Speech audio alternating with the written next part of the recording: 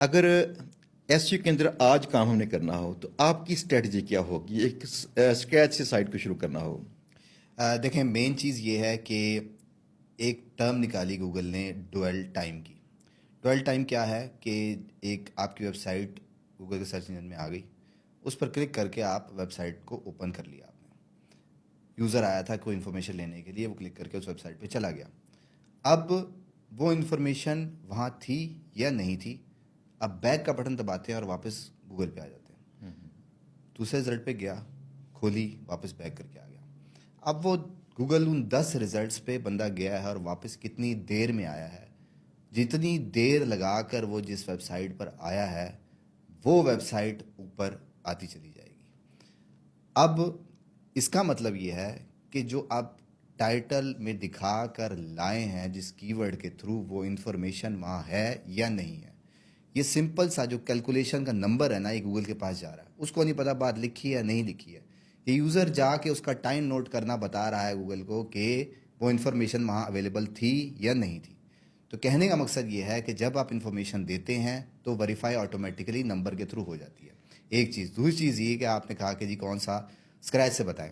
देखिए, पहली चीज़ ये है कि मैं तो यही कहता हूँ कि जब आप एक कीवर्ड या एक नीच को सेलेक्ट करते हैं तो उसकी फैमिली पूरी कवर करनी है आपने। क्यों? क्योंकि गूगल लाइक स्पेशलिस्ट। तो जब आपने स्पेशलिस्ट बनना है तो फिर टूल्स, HRM, SEMrush हो, HRF हो, कोई भी टूल हो आपके पास, आप जाएं, 2-3 वेबसाइट्स आपकी फेवरेट हो जाती है जो आपकी रिसर्च में कि भाई ये बहुत अच्छा काम कर रहा है। उस टॉपिक से रिलेटेड जितनी इन्फॉर्मेशन है वो माइक्रो नीच पे जाना आपने। माइक्रो ऐसा नहीं करना वो पूरी दुकान बना दी है बड़ी वेबसाइट तो मैं सब कुछ लेके चलूंगा, वो क्या है, कंधों पे इतना बड़ा बोझ डाल लेंगे तो कैसे चलेगा। माइक्रो नीच आप पकड़ेंगे, माइक्रो नीच पर आपने उस माइक्रो कैटेगरी पे 10 आर्टिकल है, 50 है, 100 है, वो सारे के सारे आपने कवर करके डाल दिए। अब आप कैसे नहीं डोमिनेट करेंगे, रिजल्ट कैसे नहीं आएगा। अब वो 50 आर्टिकल है, 100 आर्टिकल है, माइक्रो नीच बनाकर, और उसको आपने 3 महीने के अंदर वो कंटेंट अपडेट करना है। अपडेट करेंगे और उसके बाद 3 महीने बाद आपको मूवमेंट शो होना शुरू हो जाएगी। करना आपने ऐसे है कि अब थोड़ी टेक्निकल बातें, टूल्स हमेशा आपके दोस्त होने चाहिए, तभी आपकी जो एफर्ट है वो कम हो जाएगी। टूल्स आपको ये बताते हैं कि जी ये जो 50 आर्टिकल थे उनके ये 50 कीवर्ड्स थे, इसमें से आपने लो डिफ़िकल्टी कीवर्ड जो है जिनके ऊपर कंपटीशन बहुत कम है उनके ऊपर जो है वो जाना है, उसके ऊपर आपने काम करना है। और लो कंपटीशन में ही वो हमारे नए बच्चे क्या करते हैं, वो नंबर्स, वॉल्यूम को फोकस करते हैं, इतनी ट्रैफिक आएगी तो इतने पैसे बनेंगे, इस पे CPC ज़्यादा है, इस पे ये ज़्यादा है। तो उसको छोड़कर पहले अपनी आपने डोमिनेंस बनानी है। अगर आपने 6 से 8 महीने गुजार लिए तो फिर आपको टेंशन ख़त्म हो जाएगी आपकी। ब्लॉगिंग वाहिद एक ऐसा काम है जो कि सब्र मांगता है आपसे, अगर आपने वाकई लॉन्ग टर्म लेके चलना है। अदरवाइज तो ऐसी ऐसी चीज़ है जो कि पहले हफ्ते में आपको पास ट्रैफिक आ जाती है, पर वो बात वही है कि वो गेस्ट पोस्ट बनाकर आप मॉडल बना के सेल तो कर सकते हैं, पर वो थोड़ी सी अमाउंट जो आपको मिलेगी उससे बेहतर है कि आप अपनी वर्थ बनाएं। पहले जब आप वर्थ बना लेंगे फिर जो आपको अमाउंट मिलेगी वो कई गुना ज़्यादा होगी। तो डायरेक्शन आपके पास है, एक चीज़। दूसरी चीज़ ये कि अगर आपको 1 से 2 साल हो गया है सुनने वाले को, हमारे 2 साल से अगर वो एफर्ट कर रहे हैं, तो अगर आप चाहते हैं कि फ्यूचर ब्लॉगिंग को ही बनाना है आपने, तो फिर आपने कम से कम, मिनिमम भी मिनिमम, 3 से 5 वेबसाइट्स आपके पास एट अ टाइम चल रही होनी चाहिए। क्यों? क्योंकि जो ब्लॉगर्स होते हैं ना, एक क्रिएटिव होते हैं। अब रात को सोते सुबह उठ के नया आइडिया आता है, अब जो नया आइडिया आ रहा है वो एक पे इम्प्लीमेंट कर रहे हैं।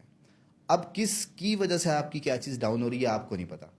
तो आपके पास कम से कम 5 चीज़ें तो होनी चाहिए, 5 प्लेट्स तो होनी चाहिए कि आपको पता लगे कि भाई इसके साथ ये हुआ था, इसके साथ ये हुआ था, इसके साथ ये हुआ था। क्यों? क्योंकि ना गूगल मेरा है ना आपका है।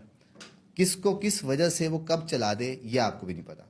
तो उसके लिए आपके पास तजर्बे ज़्यादा होना चाहिए, और इससे ये होता है कि मैं कहता हूँ कि जो जहाँ आपने पहुँचना है ना, अगर आप 3 साइट्स बना रहे हैं तो 3 गुना टाइम कम लगेगा आपका, जहाँ आपका टारगेट है पहुँचने का। अगर आप 10 वेबसाइट्स बना रहे हैं तो 10 गुना टाइम कम हो जाएगा। तो जितने ज़्यादा एक्सपेरिमेंट्स होंगे उतना ज़्यादा आपकी अचीवमेंट बढ़ जाएगी। ये फार्मूला है मेरा। क्या आज के दौर में पीबीएन वर्क करते हैं?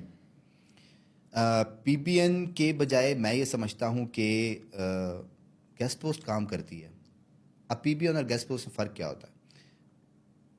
PBN क्या होता था कि एक ऐसी वेबसाइट्स जिसकी ट्रैफिक नहीं आ रही, जिसको गूगल अपनी सफास्ती से मिटा चुका है अपने उसमें, जब आप उसके ऊपर लिंक लगाते हैं तो उसका रिजल्ट नहीं आता। गेस्ट पोस्ट का मतलब ये है कि उसके ऊपर ट्रैफिक हो, थोड़ी हिस्ट्री हो, थोड़ी ट्रैफिक आ रही हो, चाहे 2-4 विजिटर ही आ रहे हो, गूगल की हिस्ट्री में एग्जिस्ट करती हो, तो उसका रिजल्ट आता है एज़ कम्पेयर टू पीबीएन। हालांकि पीबीएन में मैंने बहुत ज़्यादा काम किया, बहुत अच्छे रिजल्ट लिए। मतलब हम डायरेक्टली बिजनेसेस को एसईओ करते हैं, उसके लिए किसी माइक्रो नीच और माइक्रो बिजनेस को तो आप पीबीएन के थ्रू चला सकते हैं, पर अगर आप कहें कि जी कोई इंफॉर्मेशनल वेबसाइट्स हैं या कोई बड़े टारगेट को अचीव कर रहे हैं तो वहाँ पीबीएन काम नहीं करता। वहाँ गेस्ट पोस्ट मेरे मुताबिक जो है ना वो ज़्यादा काम करती है। तो इसलिए पीबीएन में थोड़ा सा डिफरेंस है पीबीएन और गेस्ट पोस्ट में, पर गेस्ट पोस्ट ज़्यादा काम करती है एज़ कम्पेयर टू पीबीएन। हमने ना पीबीएन बना रखा था पहले 450 वेबसाइट्स का, ज़बरदस्त। और इनमें से तकरीबन आधी वेबसाइट्स पे ट्रैफिक थी कुछ ना कुछ। तो हर एक वेबसाइट पे जितने भी आर्टिकल्स थे ना, ये हमने लिखवाए हुए थे। अच्छा। इन्हें खर्चा करना पड़ता है ना। उस पीबीएन को अगर ना कुछ थोड़ा सा ट्रेड करें वेब अपनी मनी साइड की तरह, तभी रिस्पॉन्ड करेगा ना। लोग उससे पहले करते क्या थे, जस्ट आर्टिकल को स्पिन करते थे, लगाते थे।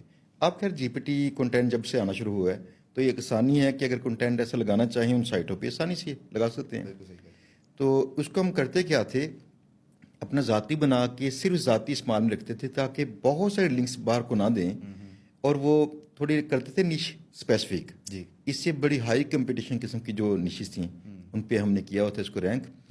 अब मसला ये था, जिस निश में थे 7 साल रहने के बाद उसमें पैसे कमाने के बाद जब निश डाउन हुई तो फिर हमने ख़त्म किया। अब एक नया बना रहे हैं नए काम के लिए। इसमें ना गेस्ट पोस्ट का एक और भी मसला है कि वो पड़ती महंगी है, और ये जो कि हम पीबीएन की बात करते ही तब पाकिस्तान में इसलिए हैं कि पाकिस्तान में लोग ना कभी लॉन्ग टर्म नहीं सोचते। बाहर जो गोरे हैं वो समझते हैं गेस्ट पोस्ट मेरी इक्विटी में ऐड कर रही है। एग्जैक्टली। वो कहते हैं मेरी इन्वेस्टमेंट है, ये जमा हो रही है। और हम कहते हैं यार जल्दी से रैंक करो, थोड़े पैसे कमाओ और क्विट करो। असल में ना पाकिस्तान में एक कल्चर है जिसमें हम चाहते हैं कोई बिजनेस में अगर पैसा आ रहा है निकालो, जल्दी निकालो, भागो भागो भागो, कहीं बंद ना हो जाए। और बाहर लोग कहते हैं कि दोबारा री इन्वेस्ट करो इस पे ताकि लॉन्ग टर्म के लिए चले। बिल्कुल। तो उसने मेरी बात सलीम गौरी साहब से हुई, कहते हैं कि आप कभी भी ग्रोथ को जल्दी ना चाहो। मैंने उनसे ना बड़ी चीज़ें सीखी। कहते हैं ग्रोथ को जब अपनी जल्दी चाहो और आपको मिल गई, ये और ख़तरनाक है। बिल्कुल ऐसा। आप उसको थोड़े थोड़े लुक में उसके लो और 10 साल का प्लान बनाओ, मुझे 10 साल में यहाँ पहुँचना है। आहिस्ता आहिस्ता चेज करो, अपनी लाइफ को बैलेंस करो, हेल्थ अच्छी रखो, फैमिली को टाइम दो, बाकी सारे काम करो और ग्रोथ का प्लान करो। ग्रोथ को साल में 6 माह में मत उसे ढूंढो। ये आपने बड़ी ज़बरदस्त बात की है, और जिस दिन ये समझ गए ना लोग, उस दिन मैं कहता हूँ ज़िंदगी आसान हो जाएगी बजाय। अब इसकी एग्जांपल यही है कि ये जो जनरेशन गैप है, बेसिकली उम्र के साथ साथ जो है ना ये चीज़ आती है, ये पैसों की जल्दी जो है उस चीज़ को समझना कि भाई रिस्क जो है वो जब आप बढ़ाओगे इनकम तो बढ़ेगी, पर रिस्क बढ़ रहा है उस चीज़ को समझो कि वो फिर वही नशे वाली बात है कि आप जब उस अगली पीक बनाने के पीछे जाएंगे ना तो वो आपकी लिमिट ख़त्म हो जाएगी, तो आगे से आगे कहाँ तक जाएंगे, कहीं कोई चीज़ तो लिमिट होगी। एक बंदे को मैं सुन रहा था, हमारे पड़ोस मुल्क के ही हैं, तो उसने कहा कि जी 1 मिलियन सब्सक्राइबर हमने जो है ना वो 3 साल में अचीव किया है, तो अब 10 मिलियन के लिए जो है ना वो 5 साल लगेंगे। कहते तो बहुत अच्छी बात है, वो खुद कह रहा है कि 5 साल में हम 10 मिलियन पहुंच जाएंगे। कहते जो उसकी टीम थी वो कहती 5 साल इंतजार करना पड़ेगा हमें, ये तो बड़ी अजीब सी बात है। तो कहता है ये नॉर्मल है मेरे लिए कि आप उसको देखो कि ये प्रोसेस नॉर्मल है, उसको इसलिए आज से ना देखो कि टाइम इतना ज़्यादा लग रहा है, जहाँ आपने पहुंचना है वो टारगेट ही बहुत बड़ा है, तो उसको फील करके आप जब चलेंगे तो अपने लिए आप आसानी पैदा कर रहे हैं, क्योंकि इस दौड़ की कोई लिमिट नहीं है।